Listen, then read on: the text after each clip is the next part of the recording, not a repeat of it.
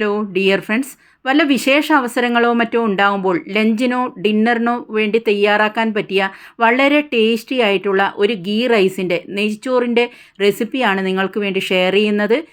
ഇതിന് വേണ്ടിയിട്ട് ഒരു നോൺ സ്റ്റിക്ക് പാൻ അടുപ്പത്ത് വെച്ചിട്ടുണ്ട്. അതിലേക്ക് 2 ടേബിൾ സ്പൂൺ ഓയിൽ ഒഴിച്ചു കൊടുക്കാം.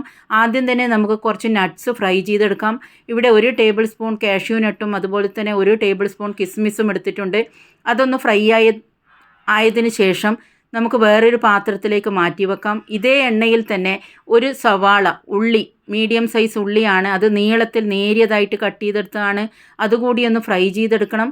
പെട്ടെന്ന് ഫ്രൈ ആവുന്നതിനും അതുപോലെ തന്നെ ക്രിസ്പിയായി കിട്ടുന്നതിനും വേണ്ടി കുറച്ച് പഞ്ചസാര ചേർത്ത് കൊടുത്തിട്ടുണ്ട്.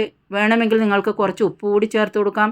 ഉള്ളി ഇപ്പോൾ നന്നായി ക്രിസ്പിയായി ഫ്രൈ ചെയ്ത് വന്നിട്ടുണ്ട്. അത് വേറൊരു പാത്രത്തിലേക്ക് മാറ്റി വെക്കാം. ഇതേ എണ്ണയിൽ തന്നെ നമുക്ക് കുറച്ച് 2 ടേബിൾ സ്പൂൺ നെയ്യ് ഒഴിച്ചു കൊടുക്കാം. 2-2.5 ടേബിൾ സ്പൂണോ ഒഴിച്ചു കൊടുക്കാം. ഇതിലേക്ക് നമുക്ക് കുറച്ച് സ്പൈസസ് ചേർത്ത് കൊടുക്കാം. ഒരു 4 കഷ്ണം പട്ട, ഒരു സ്റ്റാർ അനീസ്, 2 ഏലക്കായ്, ഒരു വലിയ ഏലക്കായ് ചേർത്ത് കൊടുക്കാം. കറുത്ത ഏലക്കായാണ്. 4 ഗ്രാമ്പു ചേർത്ത് കൊടുക്കാം. ഇവിടെ ഞാൻ 1.5 കപ്പ് ജീരകശാല റൈസ്, കൈമ റൈസാണ് എടുത്തിട്ടുള്ളത്. അത് കഴുകി വൃത്തിയാക്കി വെള്ളമെല്ലാം വാർത്തെടുത്തതാണ്. അത് ചേർത്ത് നമുക്ക് ഒരു 2-3 മിനിറ്റ് ഒന്ന് റോസ്റ്റ് ചെയ്തെടുക്കാം. ഇതിലേക്ക് ഒരു 3 കപ്പ് വെള്ളം, അത് ഞാൻ ഓൾറെഡി തിളപ്പിക്കാൻ വെച്ചിരുന്നു, അതുകൂടി ഇതിലേക്ക് ഒഴിച്ചു കൊടുക്കാം. നിങ്ങൾക്ക് വേണമെങ്കിൽ ബസ്മതി റൈസും ഉപയോഗിക്കാം. ഏറ്റവും ടേസ്റ്റ് കൈമ റൈസ് ഉപയോഗിച്ച് ഗീ റൈസ് ഉണ്ടാക്കുന്നതാണ്. ഇതിലേക്കൊരു വഴനയില ചേർത്ത് കൊടുക്കാം.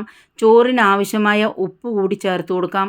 എല്ലാം ഒന്ന് മിക്സ് ചെയ്ത് കൊടുത്തതിന് ശേഷം ഒരു അടപ്പ് വെച്ച് ഏകദേശം ഒരു 10 മിനിറ്റ് നമുക്ക് കുക്ക് ചെയ്തെടുക്കാം. ഇടയ്ക്ക് അടപ്പൊന്ന് തുറന്ന് ഇളക്കി കൊടുക്കേണ്ടത് ആവശ്യമാണ്. ഇവിടെ നമ്മുടെ റൈസൊക്കെ കുക്കായിട്ട് വന്നിട്ടുണ്ട്. ഇതിലേക്ക് നമ്മൾ നേരത്തെ തയ്യാറാക്കി വെച്ചിരിക്കുന്ന ഉള്ളിയും അതുപോലെ തന്നെ നട്ട്സും ചേർത്ത് ഒന്ന് ഗാർണിഷ് ചെയ്തെടുക്കാം. വീണ്ടും നമുക്ക് 1 ടേബിൾ സ്പൂൺ നെയ്യ് കൂടി ചേർത്ത് കൊടുക്കാം. വേണമെങ്കിൽ ഒരു 1/2 ടീസ്പൂൺ നാരങ്ങാ നീരും കൂടി ഇതിൻ്റെ കൂടെ ചേർത്ത് കൊടുക്കാം. ഇപ്പോൾ വളരെ ടേസ്റ്റി ആയിട്ടുള്ള ഗീ റൈസ് നെയ്ച്ചോറ് ഇവിടെ തയ്യാറായിട്ടുണ്ട്. എല്ലാവരും ഇതൊന്ന് ട്രൈ ചെയ്ത് നോക്കണം. Thank you for watching.